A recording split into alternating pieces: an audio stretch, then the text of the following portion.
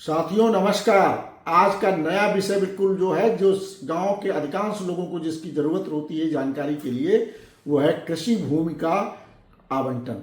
गांव पंचायत के पास जो भूमि होती है उसमें कुछ ऐसी भूमियां होती हैं जो कृषि प्रयोजन के लिए आवंटित की जा सकती हैं। तो आज का विषय है कृषि भूमि का आवंटन। साथियों नमस्कार, मैं दिनेश कुमार सिंह इस नए विषय के साथ आपके बीच में आज उपस्थित हूँ। इससे पहले जो तमाम तरह के आवंटन होते हैं, गांव पंचायत के पास जो संपत्ति भूमि होती है उसका आवंटन करती है। जैसे घर बनाने के लिए आवास स्थल का आवंटन करती है। जो तालाब होते हैं वो मछली पालन सिंघाड़ा लगाने के लिए उनका आवंटन किया जाता है। और जमीन जो होती है, जो गांव में ग्रामीण मजदूर ग्रामीण जो कारीगर होते हैं उनको कुटीर उद्योग चलाने के लिए, उसके लिए भी आवंटन गांव पंचायत को अधिकार है करने का। चैरिटेबल काम कोई करना चाहता है उसको भी अधिकार है आवंटन करने का, उसके लिए जमीन का। वो सब के बारे में मैंने विस्तार से वीडियो बनाया है कि किसको आवंटन होगा, क्या वरीयता क्रम होगा, कितनी जमीन दी जाएगी, शर्तें क्या होंगी, इस सब के बारे में मैंने पहले ही वीडियो बनाया है जो मेरे YouTube पर उपलब्ध है, जिनको देख करके आप जानकारी कर सकते हो कि आवास स्थल के लिए किसको आवंटन किया जाएगा, कौन पात्र होगा और क्या प्रक्रिया होगी। तालाब आवंटन कितने बड़े तालाबों को किया जाएगा, कितने साइज से अगर छोटे हैं तो नहीं किया जाएगा, और उसकी प्रक्रिया क्या होगी और कितने साल के लिए होगा। इसी तरह जो कुटीर उद्योग अगर कोई चलाना चाहता है उसको कितनी जमीन पट्टे पर कुटीर उद्योग चलाने के लिए आ सकती है। चैरिटेबल अगर है तो क्या प्रक्रिया होगी, ये सारी चीजें आपको उपलब्ध है। आज हम जो चर्चा करने जा रहे हैं वह कृषि भूमि का आवंटन।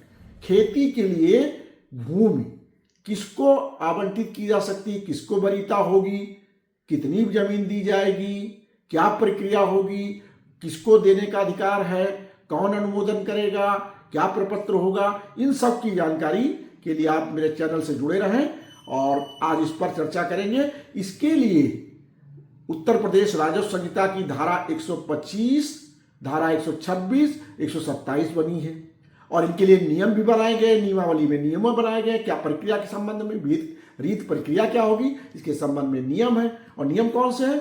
नियमावली के नियम 119 से लेकर के 126 तक इसके नियम भी प्राविधानित हैं, आप उन नियम को भी देख सकते हैं। तो सबसे पहले आज हम चर्चा करेंगे कि कृषि भूमि के आवंटन के लिए पात्रता क्या होगी, कौन लोग पात्र होंगे जिनको कृषि भूमि का आवंटन किया जा सकता है, वरीयता क्रम क्या होगा।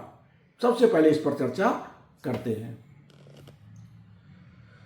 धारा 126 उत्तर प्रदेश राजस्व संहिता, इसमें दिया गया है कि जो कृषि के लिए भूमि आवंटित की जाएगी, और कृषि के लिए जो भूमि आवंटित की जाएगी या आसामी के रूप में आवंटित की जाएगी, असंक्रमणी भूमिधर के रूप में आवंटित कृषि के लिए की जाएगी। दो तरह की लोगों को भूमि आवंटित की जाएगी।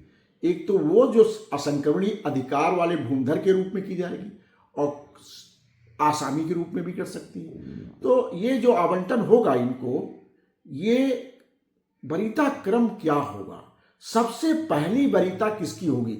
आप सब लोग जानना चाहते हो कि आप वरीयता क्रम में आते हो कि नहीं। आपको भी गांव में जो कृषि भूमि आवंटन होने वाला है या होगा भविष्य में, उसमें पात्रता में आप आते हो कि नहीं, आप भी जाना चाहते होगे। तो सबसे पहली वरीयता जो दी है, देखिए केंद्र सरकार की और राज्य सरकार की मंशा क्या है। मंशा है सशस्त्र बल को सबसे पहली प्राथमिकता दी गई है। मतलब कि केंद्र सरकार के आर्म्ड फोर्सेस जो हैं उसमें अगर किसी की मृत्यु सेवा में सक्रिय रहते हुए हो गई हो, जैसे फौजियों की डेथ हो जाती है बॉर्डर पर, या किसी और सशस्त्र सेवा के सीआरपीएफ, बीएसएफ, ये सब आते हैं केंद्र सरकार के सशस्त्र बल में, इनकी किसी की मृत्यु सेवा में सक्रिय रहते अगर होती है तो सबसे पहली वरीयता में इनके परिवार के लोग आएंगे। सबसे पहली वरीयता, पहला कौन होगा, उसका पुत्र, उसकी विधवा होगी, दूसरा उसका पुत्र होगा, तीसरा उसकी अविवाहित पुत्रियां होंगी या उसके माता पिता। लेकिन शर्त क्या है, ये भूमिहीन होने चाहिए और गांव में निवास करते होने चाहिए। तो ये पहली वरीयता होगी। जो सशस्त्र बल में भारत सरकार के सेवारत रहते हुए, सक्रिय रहते हुए जिसकी मृत्यु हुई हो, उसकी विधवा को, उसके पुत्र को, उसकी अविवाहित पुत्रियों को, उसके माता पिता को, जो भूमिहीन हो और गांव में रहते हो, उनको प्रथम वरीयता मिलेगी। ये प्रथम वरीयता हो गई। दूसरी वरीयता किसको मिलेगी भू आवंटन में? दूसरी वरीयता उस व्यक्ति को मिलेगी जो यूनियन के सशस्त्र बल में सेवारत सक्रिय रहते हुए वह पूर्णतया विकलांग हो गया हो, दिव्यांग हो गया हो। ऐसे व्यक्ति को दूसरी वरीयता क्रम में रखा गया है। तीसरी वरीयता किसकी है? भूमिहीन कृषि श्रमिक, जो मतलब खेतों में काम करते हो, ऐसे भूमिहीन। पहली वरीयता में भूमिहीन थे, दूसरी वरीयता में भूमिहीन था, तीसरी वरीयता क्या है? कृषि श्रमिक जो भूमिहीन हो, चाहे एससी के हो, चाहे एसटी के हो, चाहे ओबीसी के हो, और चाहे जो गरीबी जो सवर्ण हैं, जनरल कास्ट है, सामान्य श्रेणी के गरीब जो हैं, जिनकी समय समय पर परिभाषा राज्य सरकार तय करती है, वो हो। तो तीसरी श्रेणी उनकी हो गई। चौथी श्रेणी ऐसे कृषि श्रमिक जो भूमिहीन हो और गांव सभा में रहते हो, ये चौथी श्रेणी हो गई। साथियों, पांचवी श्रेणी वह है जो सशस्त्र बल केंद्र के हैं, उनमें से अधिकारी को छोड़ करके जो कोई सेवानिवृत्त हुआ हो, या उसको रिलीज कर दिया गया हो, या सेवा से डिस्चार्ज कर दिया गया हो, ऐसा गांव सभा में रहने वाला भूमिहीन व्यक्ति भी पांचवी कैटेगरी में आएगा। छठी कैटेगरी कौन है? गांव में रहने वाला भूमिहीन स्वतंत्रता संग्राम सेनानी, जिसको राजनैतिक पेंशन ना मिलती हो, वह छठी श्रेणी में आएगा। सातवीं श्रेणी में कौन आएगा? गांव में रहने वाला कोई भी भूमिधर या आसामी, आसामी भी हो सकता है, जो पट्टेदार होता है गांव पंचायत, भूमिधर या आसामी जो गांव सभा में रहता हो और जिसके पास 1.26 हेक्टेयर या 3.125 एकड़ से जमीन कम हो, ये सातवीं श्रेणी में आएगा। अगली श्रेणी क्या है? अनुसूचित जात, अनुसूचित जनजाति, अन्य पिछड़े वर्ग और सामान्य श्रेणी का गरीब, जिसकी परिभाषा समय समय पर सरकार तय करती है, वो सामान्य श्रेणी का गरीब व्यक्ति जो गांव में निवास ना करता हो, न्याय पंचायत का निवासी हो, लेकिन कृषि श्रमिक हो और भूमिहीन हो, उस व्यक्ति को भी पात्रता की 8 नंबर की श्रेणी में रखा गया है। तो ये हमने आपको बताया कि पात्र कौन कौन लोग होंगे और उन पात्रता का वरीयता क्रम कौन सा होगा, ये मैंने आपको स्पष्ट कर दिया। साथियों, इसमें जो भूमिहीन की व्यक्ति कहा गया है वरीयता क्रम में, उसमें भूमिहीन की क्या परिभाषा है? भूमिहीन वह व्यक्ति होगा यदि स्वयं या उसके पति या उसकी पत्नी या उसके अवयस्क बच्चों अथवा माता पिता के पास आवंटन की तिथि को या उसके पहले 2 वर्ष पहले तक कोई भूमि ना रही हो। कभी कभी क्या होता है, लोग उनके पास जमीन है, तुरंत बेच देते हैं, अगले दिन पट्टा करा लेते हैं जमीन का। इसको रोकने के लिए ये भूमिहीन की परिभाषा रखी है। आवंटन की तिथि को या आवंटन के 2 वर्ष पहले कोई भूमि ना रही हो, वह भूमिहीन व्यक्ति कहलाएगा। अच्छा, कितनी जमीन आवंटित की जाएगी, यह भी नियमों व्यवस्था की गई है। जो जमीन किसी के पास है और जो जमीन आवंटित की जा रही है, उन दोनों को मिलाकर उसके पास 1.26 हेक्टेयर या 3.125 एकड़ से ज्यादा जमीन ना होने पाए, यह भी सुनिश्चित किया जाना आवंटन के साथ साथ। तीसरी बात क्या है कि जो आवंटन की वरीयताएं हैं, उन वरीयताओं में जो वरीयता क्रम है या श्रेणी है, उन सभी श्रेणी में विधवा और दिव्यांग व्यक्ति को वरीयता दी जाएगी। यह भी नियमों में स्पष्ट कर दिया गया है कि जो श्रेणियां बनाई गई हैं 1 से लेके 8 तक वरीयता क्रम की, उन श्रेणियों में व्यक्ति जो दिव्यांग होगा या विधवा होगी उसको पहली वरीयता मिलेगी। साथियों, उत्तर प्रदेश राजस्व संहिता की धारा 125 में दिया गया है कि कौन सी भूमियों का आवंटन असंक्रमणीय अधिकार वाले भूमिधर के रूप में किया जाएगा और कौन सी भूमि का आवंटन आसामी के रूप में किया जाएगा। धारा 125 का ये कहती है कि धारा 62 के अंतर्गत जो जमीन गांव पंचायत के नियंत्रण के अंतर्गत है, धारा 62 के अंतर्गत, धारा 62 में क्या होती है, राज्य सरकार जमीन को गांव पंचायत या अन्य प्राधिकारी को नियंत्रण, प्रबंधन, देखभाल आदि करने के लिए सौंपती है। तो जो जमीन धारा 62 के अंतर्गत राज्य सरकार से गांव पंचायत को नियंत्रण, प्रबंधन, संरक्षण इसके लिए प्राप्त हुई है, उस जमीन को लेकिन वह धारा 77 के अंतर्गत ना आती हो तो वह असंक्रमणीय अधिकार वाले भूमिधर के रूप में किसी व्यक्ति को पट्टे के रूप में दे सकती है। अब मैं आपको यह स्पष्ट करना चाहूंगा कि धारा 62 में कौन सी जमीन आती है और धारा 77 में कौन सी जमीन आती है। धारा 62 में जमीन के प्रकार दिए हैं जो गांव पंचायत को सौंपे जा सकते हैं। 62 में क्या कहा गया है, 62 का 6 भाग है, जिसका भाग का कहता है किसी का खेत, किसी जोत या किसी की बाग, जो निजी किसी की खेत हो, निजी बाग, उसको छोड़कर जो भी जमीन खेती योग्य हो या ना हो जो गांव पंचायत को सौंपी गई वो धारा 62 में आती है। धारा 62 खा में क्या आती है, 1-2 खा में ग्राम पंचायत की भूमि पर लगा बाग, चारागाह, कब्रिस्तान, शमशान घाट, खलिहान, चक्रोट, संपर्क मार्ग, सेक्टर मार्ग, नदी तल भूमि, सड़क, सड़क की खंती, मलिन जल क्षेत्र। गांव में क्या आता है, वन और मत्स्य क्षेत्र। गांव में क्या आता है, जो जमीन किसी के दखल में ना की हुई हो उस पर लगा हुआ कोई वृक्ष। फिर 5 में क्या आता है, हाट, बाजार, मेला, तालाब, सरोवर, जलमार्ग, निधि, नौघट, पगडंडी, आबादी स्थल। 6 में क्या आता है, निखत निधि से संबंधित संपत्ति जो सौंपी गई है। तो ये धारा 62 के अंतर्गत वो संपत्तियां हैं जो गांव पंचायत को सौंपी गई हैं, लेकिन इनमें से कुछ जमीनें जो संपत्ति हैं वह धारा 77 में आती हैं।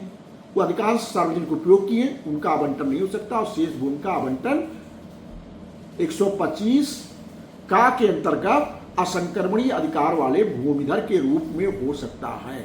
धारा 77 में जो भूमि है वह कौन सी भूमि है, वो आपके सामने चार्ट के रूप में प्रस्तुत है। 125 खा क्या कहता है, 125 खा कहता है कि धारा 77 का 77 जा और 77 झा में जो भूमि वर्णित है, 77 का में कौन सी है, खलिहान, खाद के गड्ढे, चारागाह, कब्रिस्तान व शमशान के लिए उपयोग में आ रही भूमि। 77 जा में क्या है, भूमि जो सार्वजनिक प्रयोजन या लोकोपयोगी कार्य के लिए अर्जित की गई हो और धृत हो, सार्वजनिक कार्य के लिए।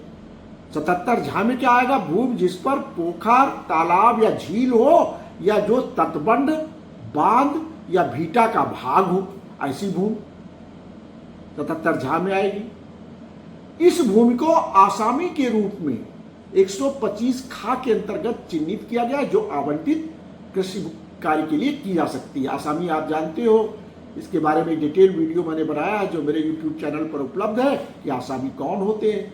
इनको अनिश्चित काल के लिए भूमि का आवंटन नहीं होता, एक निश्चित अवधि के लिए भूमि का आवंटन होता है और उस अवधि के बाद इनको इस भूमि को वापस गांव पंचायत को करना होता है।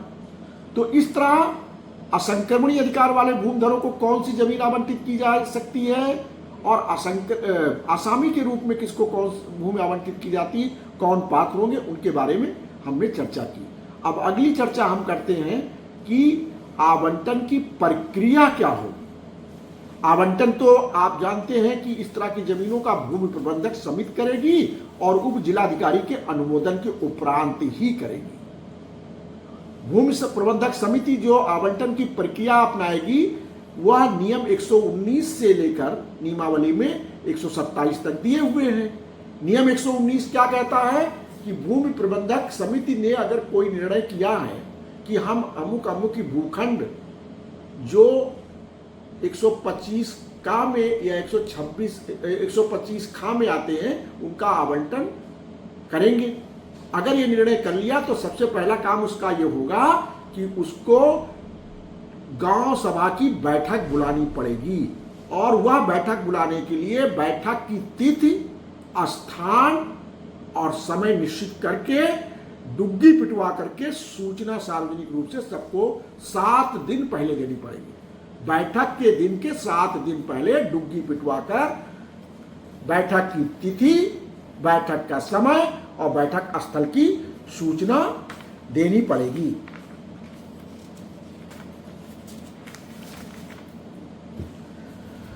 यह भी सूचना देनी पड़ेगी कि बैठक में किन भूखंडों का आवंटन किया जाएगा। डुगडुगी पिटा करके यह भी सूचना देनी पड़ेगी कि बैठक में जो भूखंड आवंटित किए जाएंगे उनका क्षेत्रफल कितना होगा।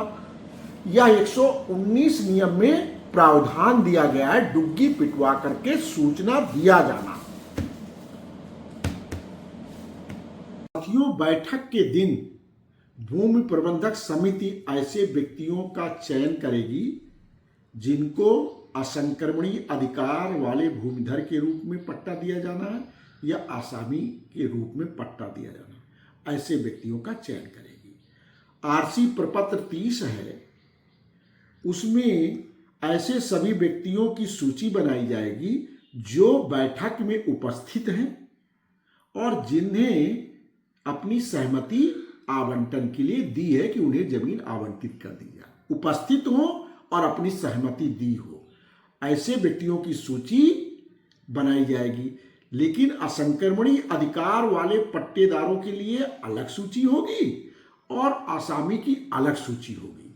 और यह सूची जो बनाई जाएगी प्रपत्र 30 में, यह सूची वरीयता क्रम के अनुसार होगी।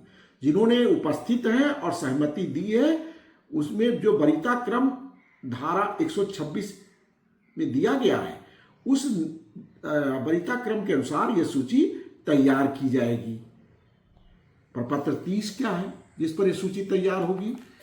प्रपत्र 30 में है कि क्रम संख्या, जो व्यक्ति इच्छा व्यक्त किया है, सहमति दी, उसका नाम, पिता का नाम, उसके परिवार के उल्लिखित व्यक्तियों के पते, आवेदक और उसके परिवार के सदस्यों द्वारा पहले से धारित भूमि का विवरण, जिसमें भूखंड का खसरा संख्या, क्षेत्रफल, गांव, परगना व तहसील, जोतदार की कौन सी श्रेणी है, भू राजस्व कितना है, ये पूरा उसका अंकित किया जाएगा पहले से।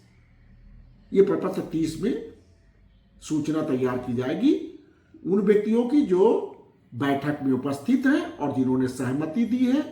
संक्रमणीय असंक्रमणीय अधिकार वाले भूमिधरों को जिनको पट्टा किया जा रहा है उनकी सूची अलग होगी और जिनको आसामी का पट्टा दिया जाना है उनकी सूची अलग होगी। या 119 नियम 119(2) में स्पष्ट प्रावधान किया गया है।